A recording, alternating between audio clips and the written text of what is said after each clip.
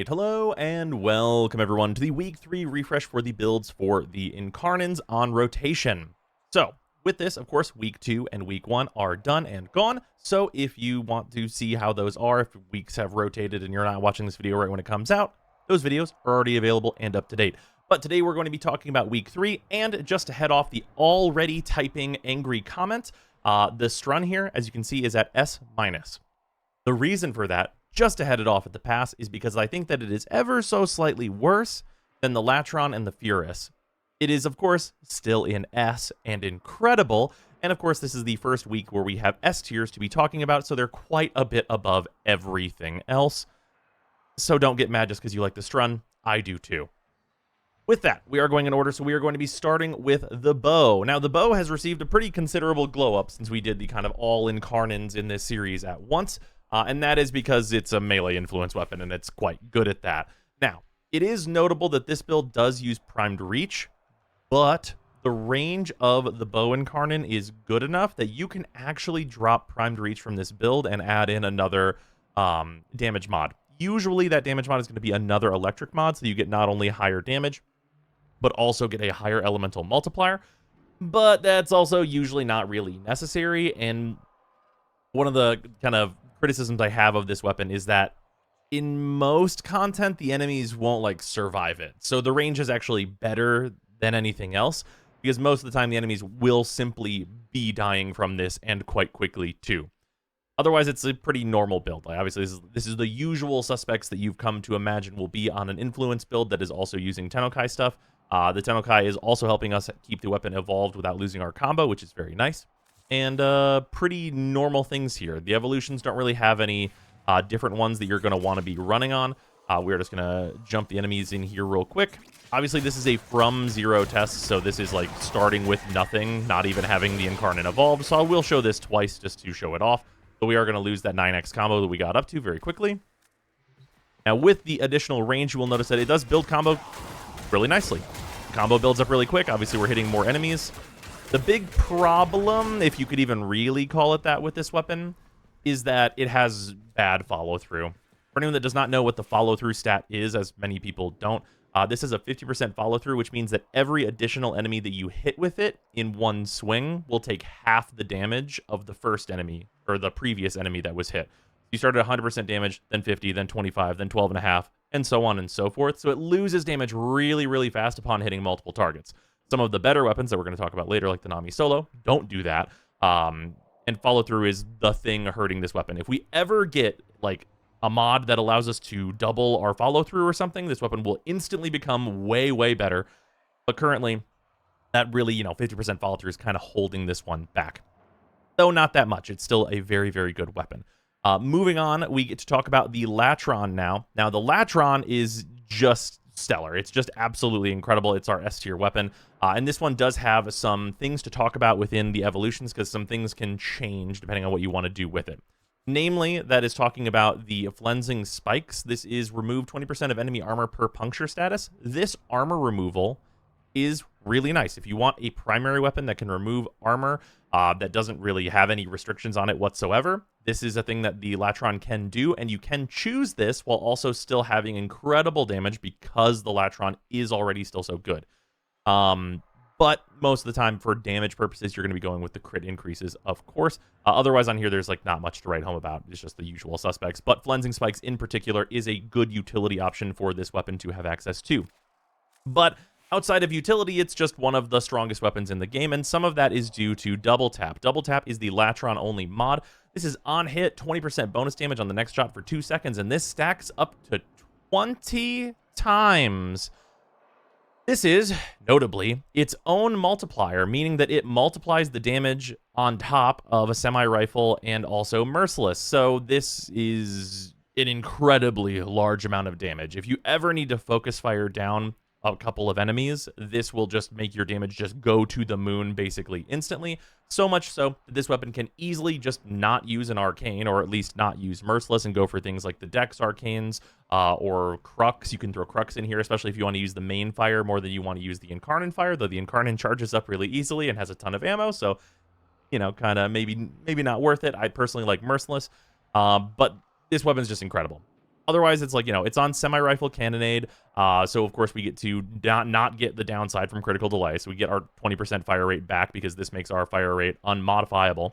And then also the same for that is true of Vile Precision. We get minus 90% weapon recoil, and we do not get the negative on this because semi-rifle makes it so that we can't get fire rate negatives. So just really, really good stuff all around here. This will just plow through anything that you shoot it at. Like, there's few to no enemies that can deal with this. Like, they just cannot handle it. It charges really, really fast, as you can see as well. But like, this is, I'm not even gonna show the Incarnon. Like, not even showing the Incarnon, this is like what you're looking at. Like, it's actually like ridiculously good as just like what the weapon is doing, and that is no Incarnon whatsoever, just shooting enemies.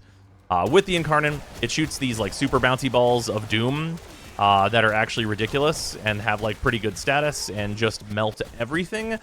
This is the worst conceivable environment to be firing these, because if you fire them like inside of hallways, they will just like bounce up and down on like the ceiling and everything and just kill everybody. It is an absolutely incredible weapon. Tons of ammo for the Incarnon, as you saw, as I could just fire it willy-nilly at the ground and not care, and I still have 9 shots left over. And it does immense damage, does fantastic status. There's just no problems with it whatsoever. The Latron is 1,000,000% worth getting, and whether you have the Prime or not, if you throw this on the Wraith, it's going to perform basically identically. So just whatever you have. Honestly, even if you have a regular Latron, you're going to be just fine, especially if you have access to double tap. Moving on, we can talk about another absolutely stellar and incredible Incarnon, arguably the best secondary in the game, fighting up there with the Latum and such, and the dual Toxos. This weapon is fantastic. Now, to talk about the evolutions, there is one thing to note, is that the evolution does change one bit between the two builds. This evolution, the electricity status version of the evolution, is used whenever you're on a Gal Shot build, which, because those are going to usually run Encumber, which activates this very easily. Otherwise, you'll usually use Haven Foray, because if you have no chance of like electric status being on enemies, there's no reason to run this over this one. Otherwise, whenever you're not triggering either of them, they're basically identical and you don't need to worry about it. But it is worth noting that you do swap this back and forth depending on what you are building for. Now, to talk about the build really quickly, we have the kind of flare build that I would say is the better one right now. But I want to note that this is the better build right now because of a long-standing bug with Incarnon weapons.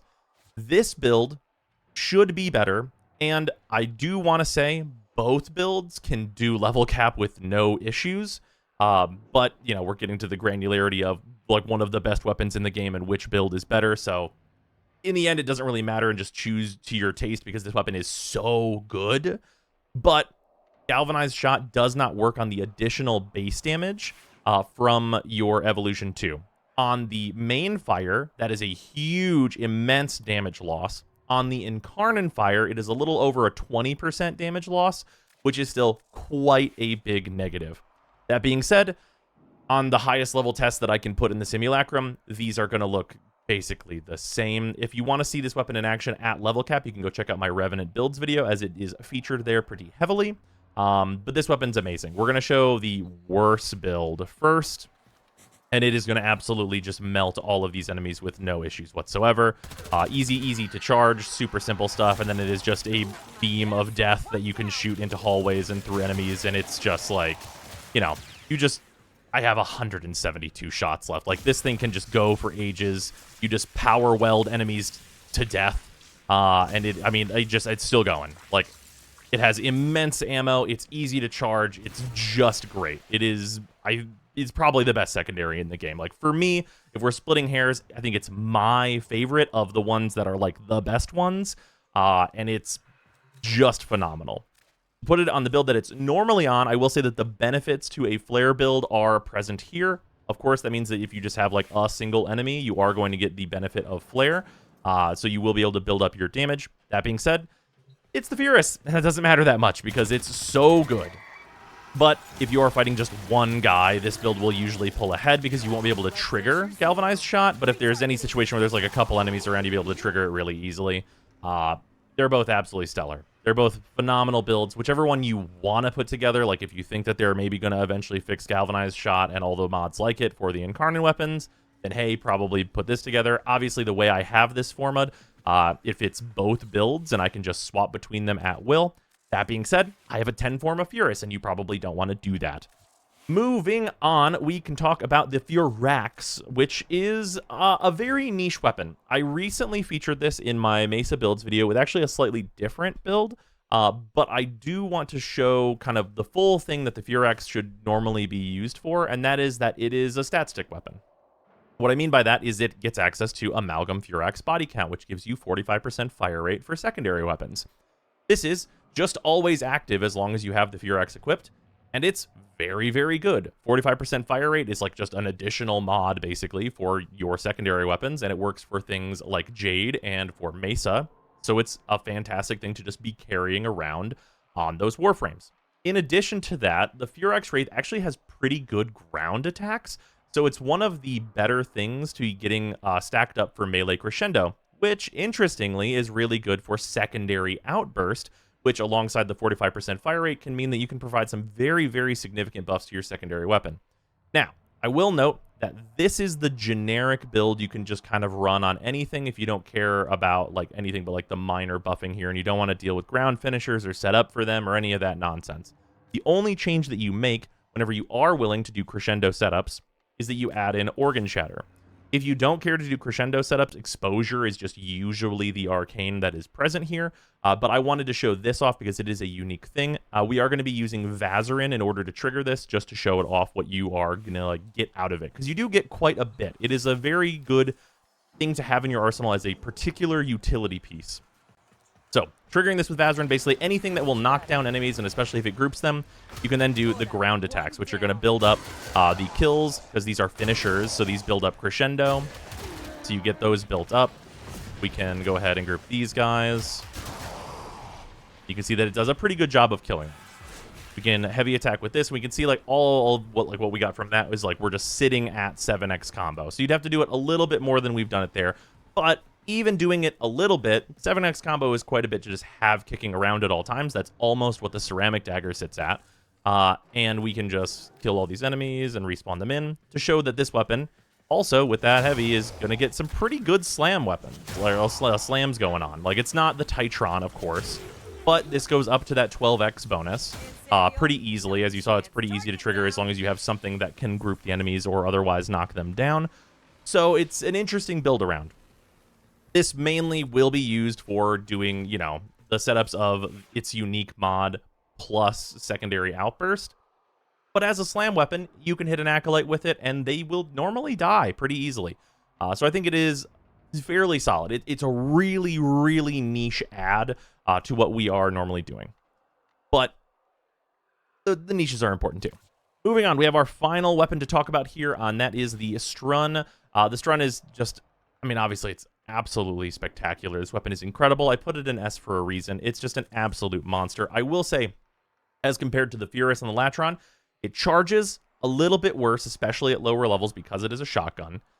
And in addition to that, I think that the like fire mode for it is just a little bit worse than the Furus and the Latron. Obviously, we're like comparing nuclear warheads here, but I think it is just slightly under those two weapons. Still absolutely phenomenal, and you'll be extremely happy if you choose this over the other two just because you like the Strun. It is an incredible, incredible weapon. Now, to show it off here, in terms of the build, there's really nothing to write home about here, I would say. Like, this is just normal stuff. Critical deceleration, semi-shotgun cannonade, because we're allowed to use it. The punch through here helps you charge the weapon. Otherwise, there's, like, not much going on. I will say the reason that we're not on Crux is because this weapon has 500% status chance already, and adding more doesn't actually really get you anywhere. Once you're at 500% status, any more than that is going to be pretty functionally irrelevant. Of course, it will benefit the main fire, but the idea on this weapon is to not stay there if you don't have to.